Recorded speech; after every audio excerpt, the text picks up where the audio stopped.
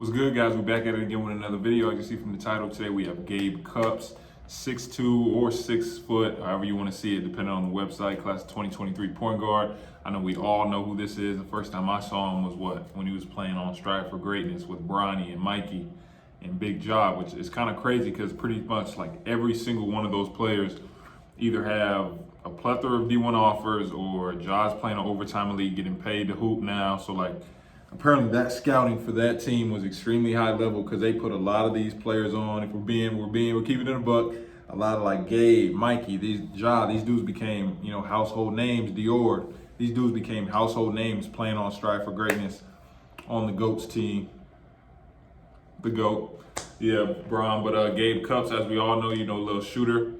When I used to watch him, I'm like, okay, he's pretty solid, extremely fundamental, especially for his age. But just starting to hear a little bit of a noise. Okay, he's putting up numbers against, top talent. He's playing on the Adidas circuit, really hooping. I'm pretty sure his team, I'm not sure if they made it to the finals of the Adidas championship, but they at least made it to the semifinals. In this breakdown, we had the first game that we did is probably one of his best games that he had over the AAU season. And then the second game that we did, I think this was either the championship or the semifinals. And this was against a big physical teams because I wanted to see, okay, what does he look like against high major size, big time size. I'm not gonna hold you guys up any longer. Let's go. Right off the tip, this instantly let me know a lot about Gabe Cupps. Watch how as he gets the ball, he instantly gets it out of his hand and does a basket cut. But the difference is he's looking to score, which gets him a wide open layup. He also shows that he's pretty shifty with the ball in his hands if you press up on him, and he can also finish with either hand around the rim. If you ever decide to go under on Gabe Cupps, just know it's gone and most likely it's in. If you couldn't tell by now, give Gabe any type of space, it's a bucket. Great footwork here on the jab, and like I said earlier, he has no problem finishing with either hand around the rim. Teaching point for you guys, if you're driving downhill and you see that corner defender shift over, the ball has to go. Otherwise, you're going to take a tough shot like this, which is going to be a stop for the defense. One thing I like about Gabe's game is he's never stagnant with the ball. Watch how after he gets rid of it, he relocates, which allows him to get this reverse layup in traffic. If you try and press up on him, he does show that he has the foot speed to go by you as well as the array of finishes in order to still be effective at the rim regardless of the big size. Like I said earlier, if you give Gabe a wide open look, whether it be in half court or in transition, you might as well count it good. And as you're going to see on this next play again, if you decide to go under on him, just know it's a bucket. Another teaching point for my smaller guards, once you get by your initial defender, I froze it here to let you guys see this. As you get further in your career, these bigs are going to start to become 6'10", 7 feet with longer wingspans who can block shots, so it's going to be better to shoot the floater or the mid-range than take the layup. As you saw earlier, once Gabe gets downhill, he can get pretty acrobatic with his finishes. Never throw bounce passes on the perimeter because it always gives the defender an extra second to get the ball. Great awareness by Gabe here, knowing where the defender is and using the rim to shield himself for the finish. Okay, so Gabe, before we get into, the actual film breakdown of his game, things like that, I first have to say this. When I said, that he got put on playing with Strive for Greatness, playing on Bron's team, playing with Bronny, that's not taking anything away from his talent at all, or any of the other players that played on that level, because you have to look at it like this. You can be a trash player, or you can be trash or not that good, and you can play, on those same teams, but the difference is you'll just be exposed on a national level and all of a sudden you'll turn into a walking meme. And we've seen, I'm not gonna name any names, but we've seen certain players get put on those big platforms and all of a sudden they get exposed and you realize, oh, he's not as good as I thought he was. You know what I'm saying? So with them, they obviously were already extremely talented. The only thing that playing with Bronny, playing with that national attention, all it did was they gave them a platform to let the entire country, let the world know, I am this good. I deserve to be followed. I deserve to have these offers. Like if you look at Gabe's offers, Indiana, Kansas State, Michigan, Ohio State, Stanford, VTech, Wisconsin, Xavier, like these are all Power 5 schools, and he is a undersized guard. So just for all my undersized guards, this is the type of player that you need to watch, study. Okay, he's undersized. He's not a freak athlete. How is he a high major player? Let me tell you how. So the first thing that jumped off to me, and I've said it in the video, the first thing that jumped off to me, this dude off the tip gets the ball out of his hands, back cut to score.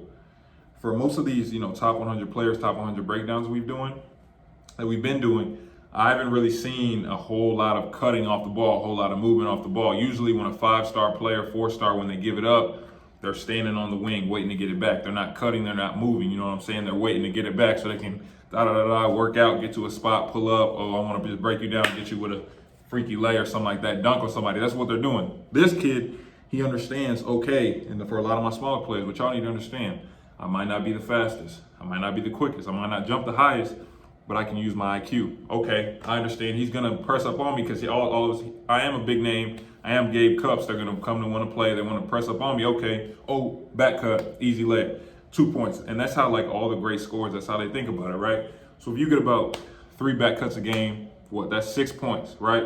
Let's say you use your IQ, you know the defender is trying to block your shot. You know what I'm saying? Like I said, if you're playing Gabe Cupps, a lot of the times all the opposing point guards are going to try and come play.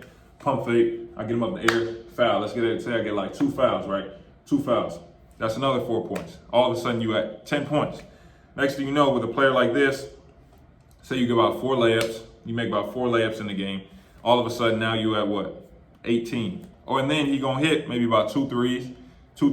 Now what are you at? 24. So this is how scorers think. They break down their own game, right? But let's get specifically into Gabe Cupps. Like I said, he's an extremely high IQ player.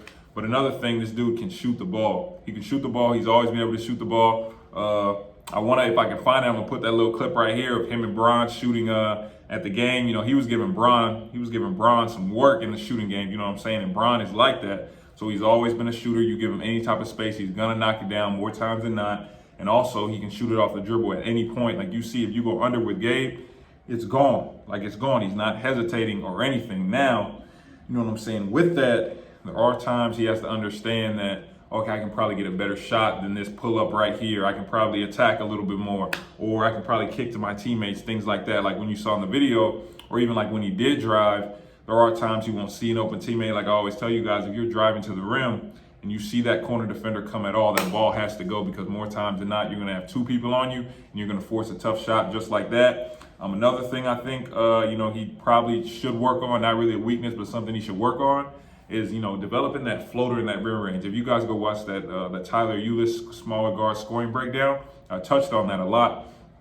As a smaller guard, especially as you get farther in your career, once you get to that college level, you got bigs like me down in the paint, 6'9", 7'1" wingspan, shot blocker. And like for me, when I see you driving and I know you gonna got bounce like that, and I know how to time shots, I'm coming to block it. So for him, as we saw in that second game when he played, bigger players, longer players, faster players, all of a sudden he's struggling to score around the rim, because I think for him, he probably needs to develop that, okay, he's gonna come over, let me just float it right over him. Or let me stop, shoot my mid-range jumper, because at a certain point at his size, you have to be realistic. Now he can finish, he shows he does have the acrobatic finishes, things like that. When you have that size player like coming over at you, you are gonna need to have that, the floater, things like that, especially in a game, that second game.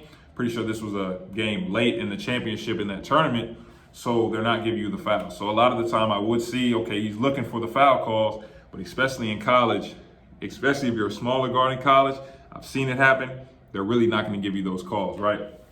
We also touched on in the video, for everybody, don't throw bounce passes on the perimeter. That gives faster players that extra second to get the ball. And another thing, like he tends to jump with his passes. I talk to our kids all the time about that at the prep. When you get to college, bro, these players are so quick, they're so smart. The second you leave your feet, they're sliding over, it's a charge. I've seen guards get 2-3 charges in a row. Then the next thing they hear, you coming out the game fast. I'm telling you, you have to, for all my small guards, you can't jump when you pass. Don't throw bounce passes on the perimeter. Develop that mid-range, develop that floater, things like that. But for Gabe, like especially just seeing his growth from where he was, when he was younger, like this kid can play. Like he's gonna be an extremely solid college player. If you look at his rankings, national on 24/7, he's on the composite, he's 131. On the actual just 24/7, he's ranked 88. You know what I'm saying? I think like he's an extremely solid player. I think he's going to be effective at the next level because he knows how to play. He makes shots and he can finish around the rim, even at his size. Like I said, he's an extremely high IQ player. Like, share, subscribe, turn on post notifications. Appreciate you guys watching. If you want one-on-one breakdowns or subscriber breakdowns, one-on-one instruction, hit the website. You want the story times, real story times, things like that. More into my day in the life, hit my Patreon. Appreciate you guys watching. We will see you next time with the next video.